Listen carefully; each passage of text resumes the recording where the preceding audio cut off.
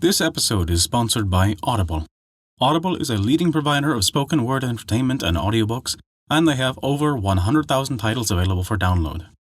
Visit audibletrial.com/The Skald Circle to begin your trial and download your free audiobook today. It's time to relax, grab a drink, pull up a chair by the hearth, and have a seat in the Skald Circle to listen to chapters 10 through 13 of the Völsunga Saga, as told by Casimir.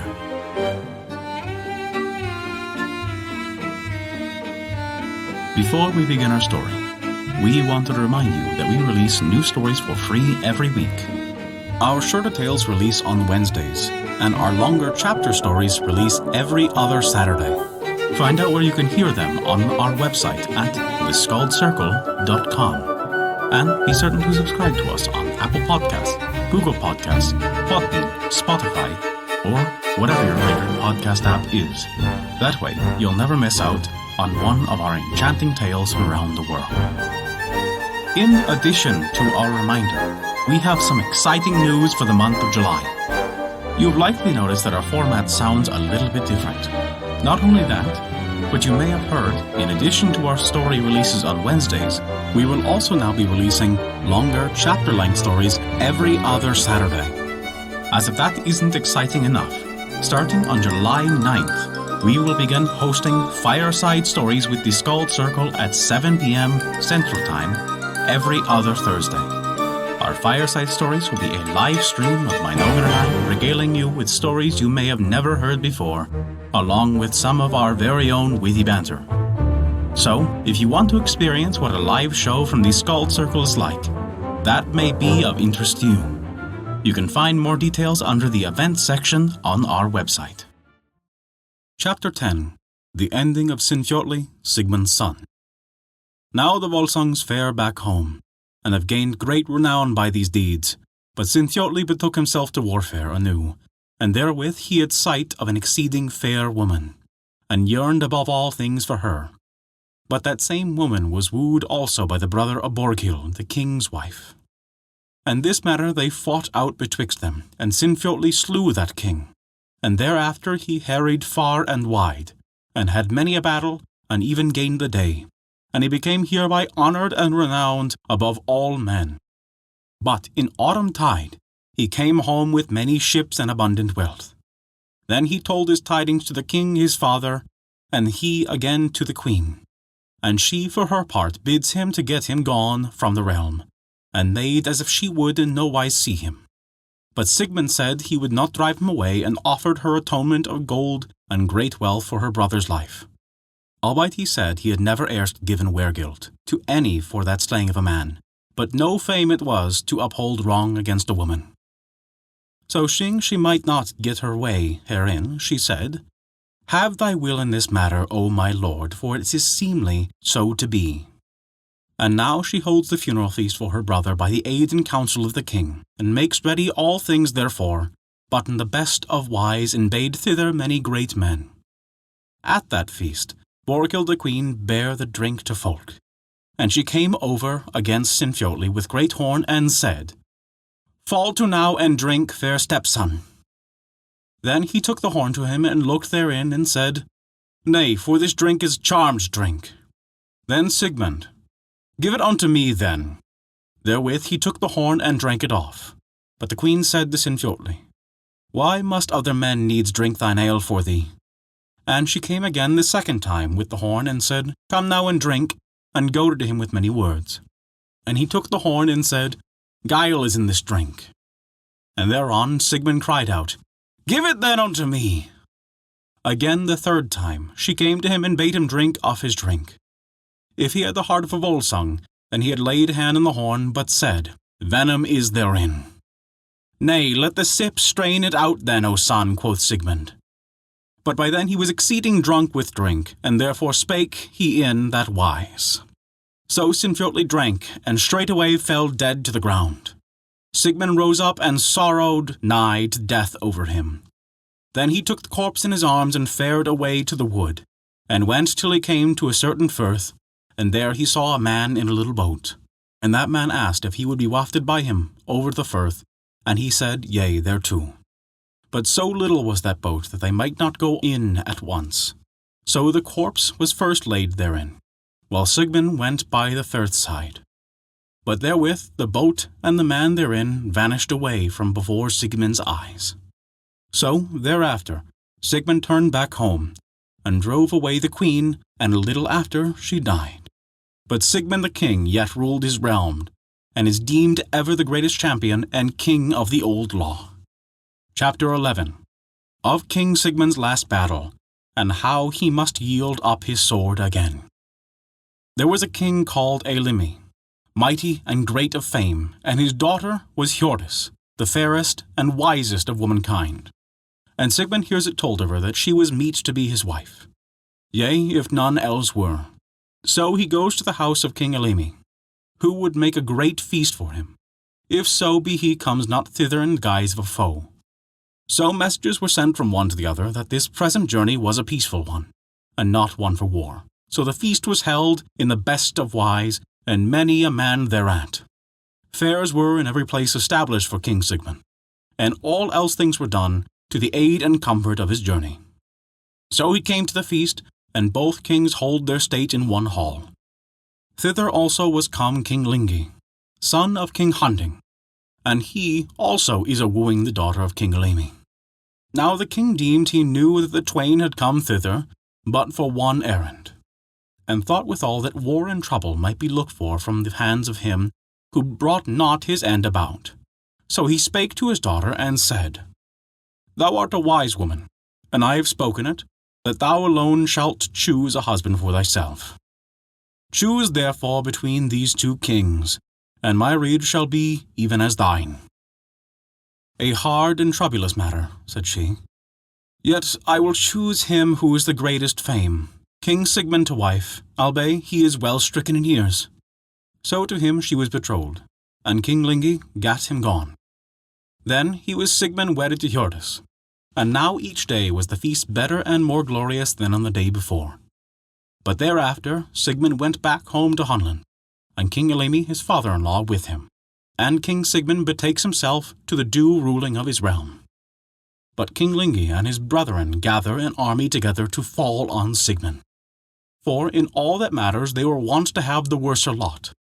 So did this bite the sorest of all, and they would fain prevail over might and pride of the Völsungs. So they came to Hunland, and sent King Sigmund word how they would not steal upon him, and that they deemed he would scarce slink away from them.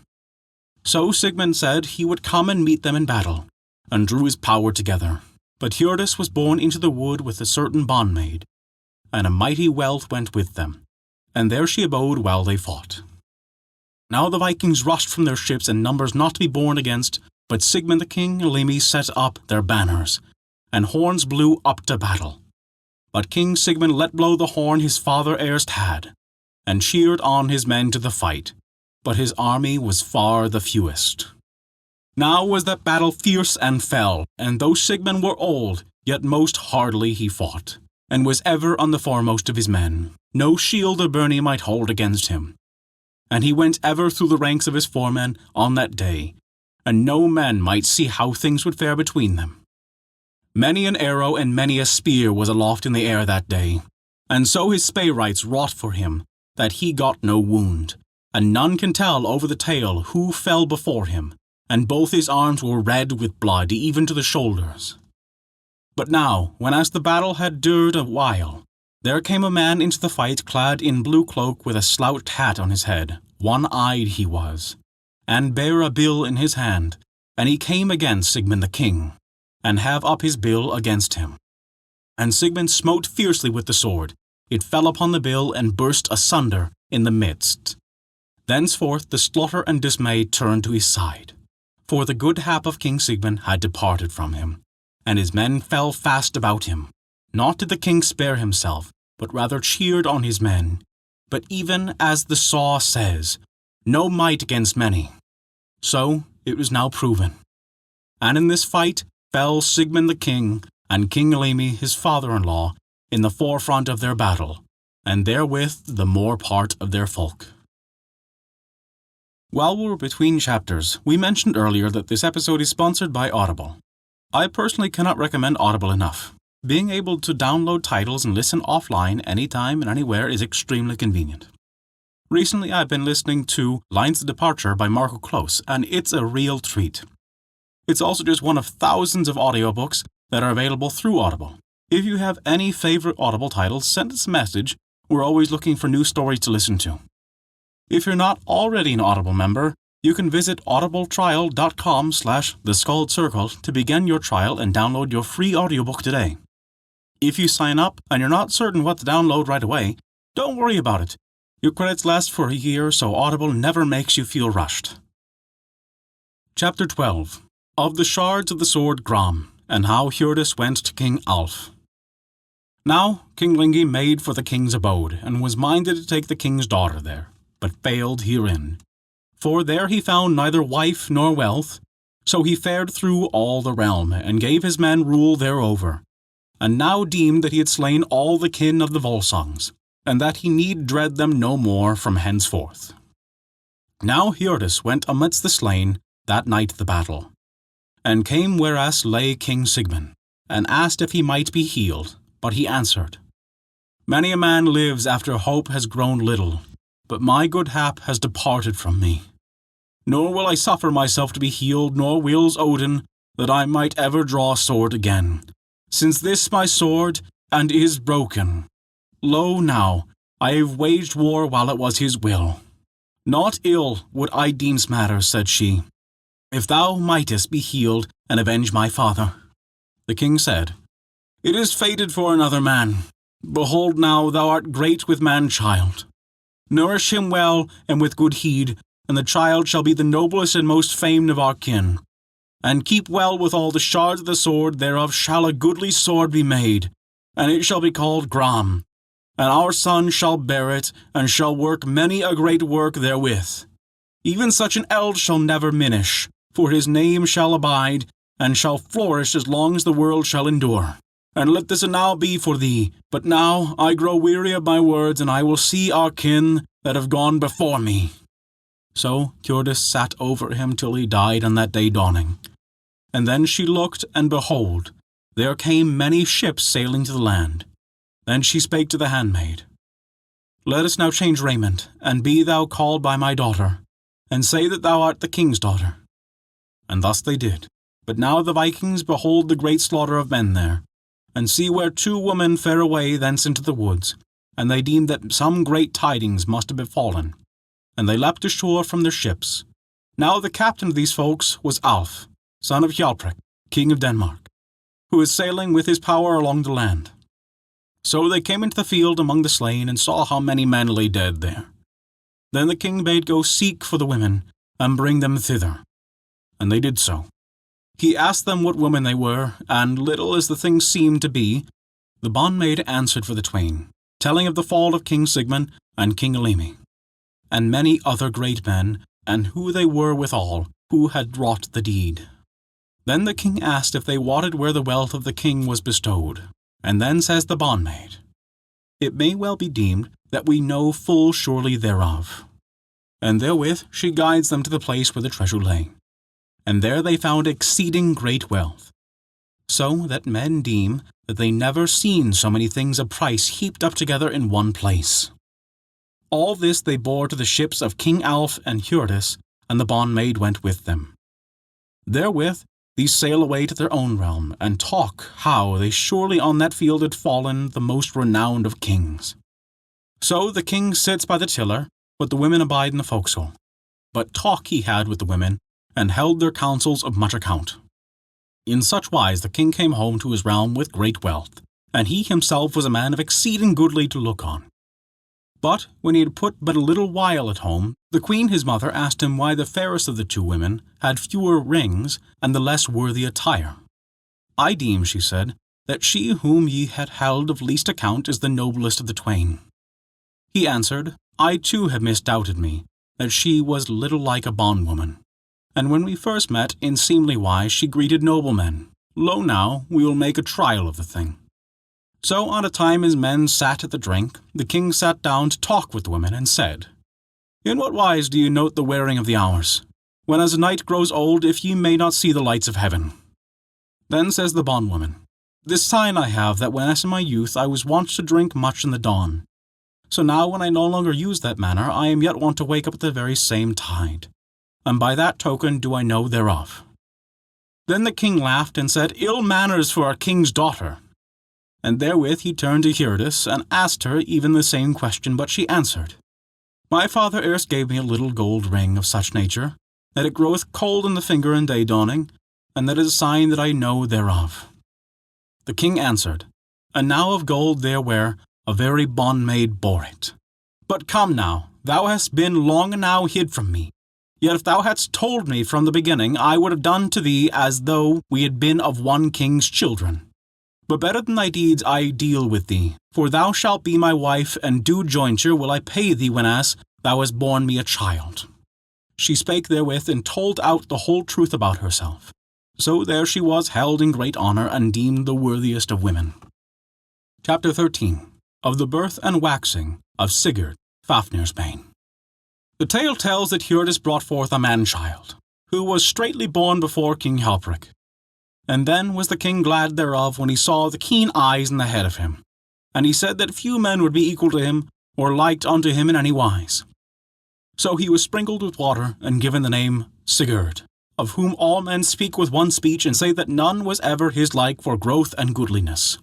He was brought up in the house of King Helprik in great love and honour. And so it is that whenso all the noblest men and greatest kings are named in the olden tales, Sigurd is ever put before them all, for might and prowess, for high mind and stout heart, wherewith he was far more abundantly gifted than any man in the northern parts of the wide world. So Sigurd waxed in King Helprik's house, and there was no child but loved him. Through him was Hirdis betrothed to King Alf, and jointure meted out to her. Now Sigurd's foster father was hight Regin, the son of King Hreidmar. He taught him all manners of arts, the chess-play and the lore of runes, and the talking of many tongues, even as the wont was with king's sons in those days.